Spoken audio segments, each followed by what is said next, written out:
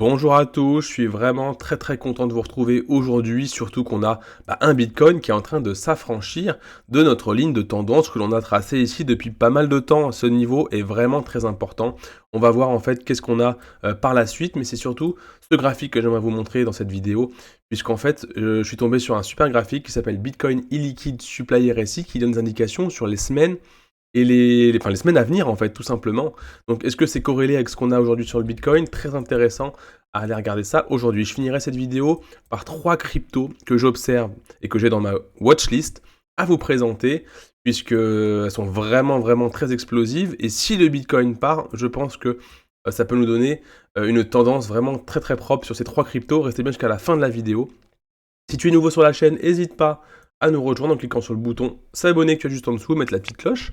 Et explose-moi ce pouce bleu si tu aimes le contenu que je te partage. Voilà, et juste pour les abonnés à la chaîne YouTube qui sont déjà depuis pas mal de temps, c'est le bon moment pour rejoindre le club privé Crypto Eldorado. Offre de lancement à 17,90 par mois pour les 100 premiers inscrits. Je crois qu'on est à peu près entre 60 et 70 aujourd'hui, je ne sais pas trop exactement. Donc n'hésite pas, tu as le lien en description, viens nous rejoindre. Et ça te permettra de suivre un petit peu dans le Discord tout ce que je partage, les datas, les graphes, les analyses et surtout les briefs qui ont lieu régulièrement en live où je partage mon écran et que je te montre pas mal de choses. Et tu vas pouvoir bénéficier de crypto et d'opportunités avant tout le monde, comme le 3 qu'on a fait, qu'on a eu très récemment sur un x2, x4 dans la communauté. Voilà, c'est parti pour le Bitcoin maintenant. Comme je le disais il y a quelques instants, on est en train de s'affranchir justement de cette barre oblique. Si je passe en 3 jours, c'est assez flagrant pour le coup. On a vraiment cette dernière bougie qui est en train de se créer en dehors de notre ligne de tendance, mais restons en daily.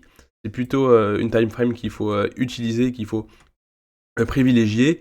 Tout juste en train de casser. Attention bien évidemment à notre fausse cassure qu'on pourrait avoir derrière ici, d'accord? On a toujours nos liquidités, je vais quand même ouvrir les liquidités ici pour qu'on puisse regarder juste après ce qu'on a et voir un petit peu en 4 heures si on arrive à observer en fait un affaiblissement du cours. D'accord? Donc ici, on arrive sur notre, on est toujours dans un range. Par contre, si on regarde de manière un peu plus éloignée, on est toujours dans notre range. On a bien évidemment ce haut de range ici qui va venir un petit peu nous embêter. Ce qu'on peut faire ici, c'est qu'on peut regarder par exemple le volume profile que l'on a là, à partir de la descente ici, et voir qu'en fait, le volume, la moyenne du volume qui est le plus effectué, généré dans ce range-là, est ici au 43 200, et qu'on est juste au-dessus.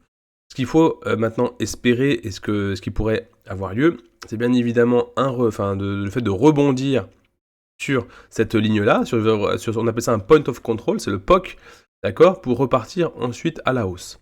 Bien évidemment, ce que je vais faire ici en même temps que je discute avec vous, je vais aller sur Binance pour aller voir un petit peu où sont les liquidités, parce que dans les vidéos de hier et même de la semaine, je vous avais dit qu'on avait beaucoup de liquidités qui s'accumulaient ici en dessous.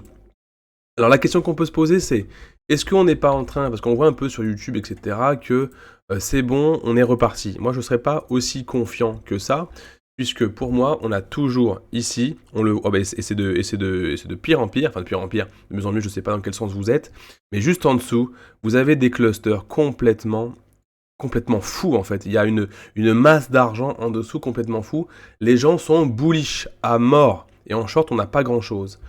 Donc, certes, c'est plutôt positif de manière long terme, d'accord, mais je continue à me dire que on peut pas laisser autant d'argent plus bas, d'accord, surtout avec tout ce levier qui arrive. On verra à partir de lundi prochain tout ce qui est funding, open interest, pour voir un petit peu comment se comporte en fait le marché à court terme, d'accord. Donc là voilà, donc moi je suis pas à l'abri non plus de faire croire un petit peu, de chercher un petit peu des liquidités plus haut, mais franchement, aller vraiment dégommer tout ce qui se passe en dessous avant de repartir, puisque là j'enchaîne sur ce graphique, qui est le Bitcoin Illiquid Supply RSI, d'accord? Je clique dessus, et là en fait c'est quoi? Ça ouvre, donc le graphique avec le cours et le prix du Bitcoin, et en dessous on a un RSI, donc c'est un Relative Strange Index, donc c'est une sorte d'indicateur en fait qui a calculé Liquidity Supply RSI. Donc qu'est-ce que c'est? Je suis allé voir sur internet et j'ai réussi à avoir une expression, une définition que je vais vous montrer ici à l'écran.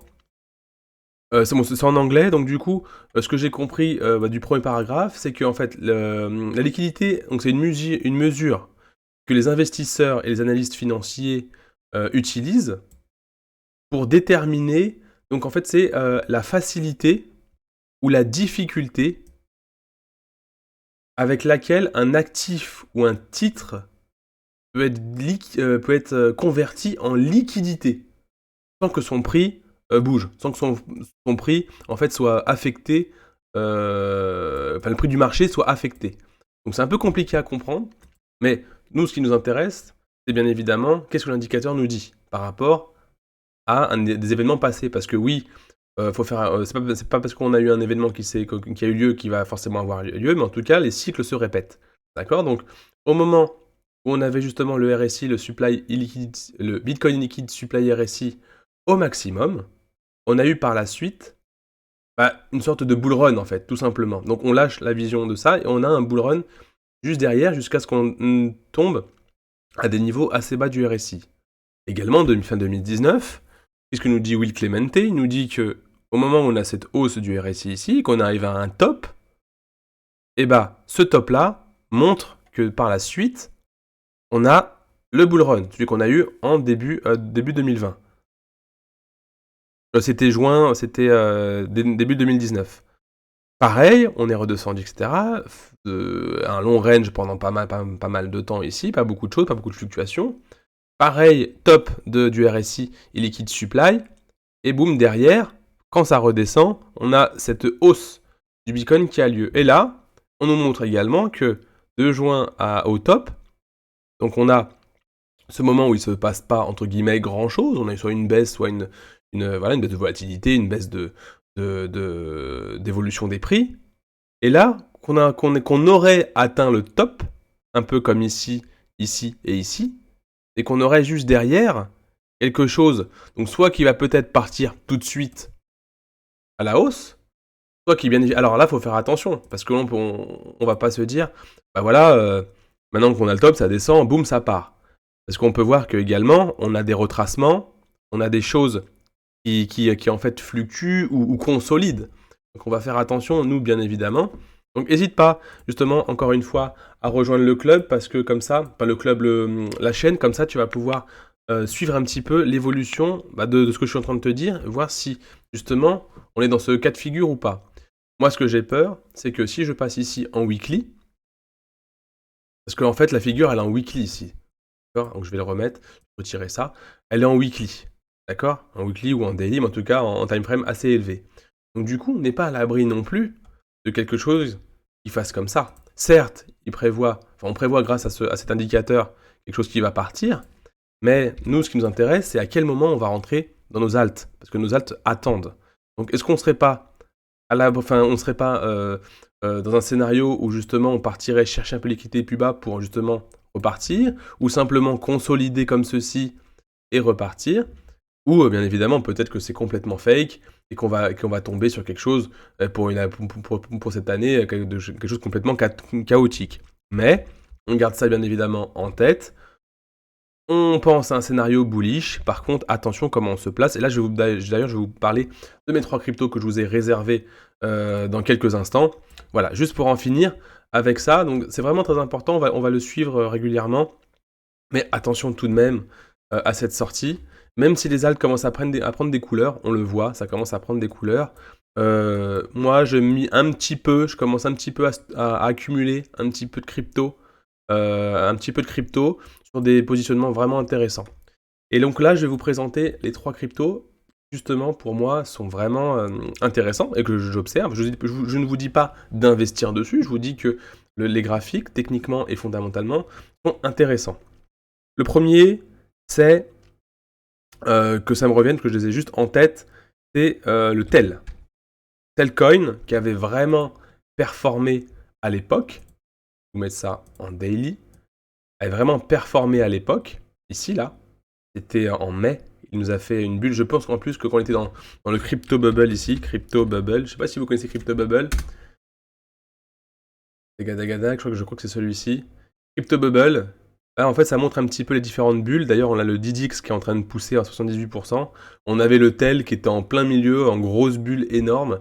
Et donc, ça avait attiré l'attention de tout le monde, d'ailleurs, ce qui a permis de faire pousser le prix aussi haut. Donc là, d'ailleurs, on a le DDX, DXDX. Donc, je vais juste regarder vite fait où il en est, parce qu'on en a parlé dans le Discord très récemment. N'hésite pas non plus à rejoindre le Discord. Je te mets les liens en description. Ici, on parle, il y a un espace public pour parler de crypto, d'altcoin, d'ICO, de staking, ce que tu veux. Et même de trading, si tu veux trader, parce que tu vois justement que les marchés font pas grand chose, tu veux trader, il y a des salons dédiés au trading pour ceux qui veulent trader.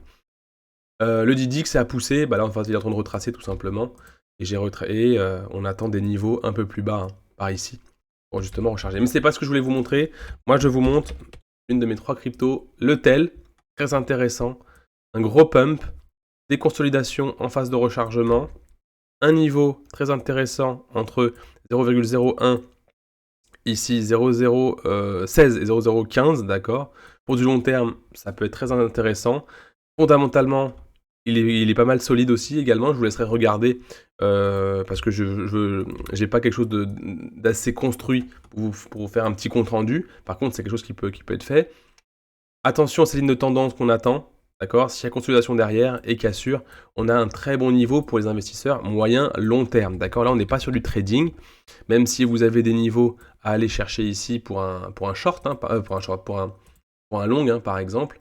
Si je viens ici, par exemple, tac, à la cassure, à la première cassure, vous avez un niveau vraiment très intéressant en 2 pour 1 qui est quasiment à un pic où vraiment ça peut vraiment, ça peut être le haut du range, on peut appeler ça le haut du range, d'accord. Où là vraiment vous avez une performance à prendre. Mais on n'est pas là pour parler de trading, 70-75%. Là c'est plutôt pour l'investissement à long terme. Donc le TEL pour moi est une crypto intéressante, d'accord. Je vous dis pas d'investir dedans, je vous dis que les niveaux sont bien. Il y a une petite force acheteuse qui commence un peu à pousser le prix, d'accord. TW qui commence à se mettre en place. Il faut bien évidemment attendre la confirmation pour y aller et bien se protéger derrière au cas où la crypto décide de longer en fait sa ligne de tendance comme ceci. Voilà pour la première crypto. La deuxième crypto, je pense à faire plaisir à un membre du Discord, parce qu'on l'observe ensemble depuis pas mal de temps, c'est l'Ultra. Très très très intéressant, l'Ultra. Beau canal parallèle haussier, d'accord. On est venu taper une fois là c'est plus haut, là c'est plus haut. On vient juste de taper, donc au moment où on était ici, beaucoup de gens sont rentrés ici en mode un peu FOMO. Moi j'avais dit à l'époque qu'il fallait un petit peu attendre retracement pour chercher des niveaux plus bas. On était là, et en fait ça n'a pas loupé. On est venu chercher les niveaux qui m'intéressent. La EMA 200, pardon, nuage de tendance qui est en train de faire support ici, zone de rechargement. Attention tout de même à ça, si le Bitcoin décide de retracer, on peut le faire, ça peut aller chercher vraiment les niveaux plus bas à 0,16. Par contre, si ça part dans le bon sens, on est là à des niveaux très très très intéressants à 0,54. Moi, je ne l'achèterai pas plus cher. C'est vraiment le niveau qui m'intéresse, 0,54. Voilà pour l'UOS. Et la troisième, je crois que c'est le Lina. Non, c'est le Alice. Alice. Alice, très intéressant, de la même manière, il y a plein de graphes, voilà, j'ai mis pas mal de graphes dessus. J'en ai parlé, moi, je sais, dans le Discord, quand on était ici, là, à 10$. Là, il est un peu parti, mais c'est pas très grave, puisqu'il est en train de faire son petit W de confirmation, donc c'est pas encore trop tard. Si ça vous intéresse, on est vraiment à des niveaux, un peu comme l'UOS, à des niveaux bas. Attention tout de même, on n'est pas à l'abri d'aller chercher une dernière fois le canal, le bas du canal parallèle, pour aller justement chercher une accélération plus haut.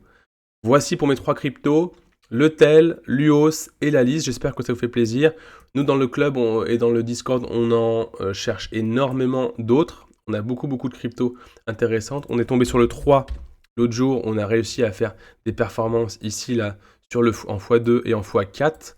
Donc, et maintenant, on est sorti, hein, parce que ça y est, pour moi, on est arrivé à quelque chose. Voilà, donc là, maintenant, on passe à autre chose. Mais voilà, n'hésite pas à nous rejoindre. Le but, là, on est le 1er octobre, donc bon moment pour nous rejoindre. Je te dis à demain matin pour une prochaine vidéo. Et puis, on se reprend sur le Discord pour échanger, pour discuter sur plein d'autres choses. Allez, je te dis à demain matin. Salut, et sois prudent avec ton capital.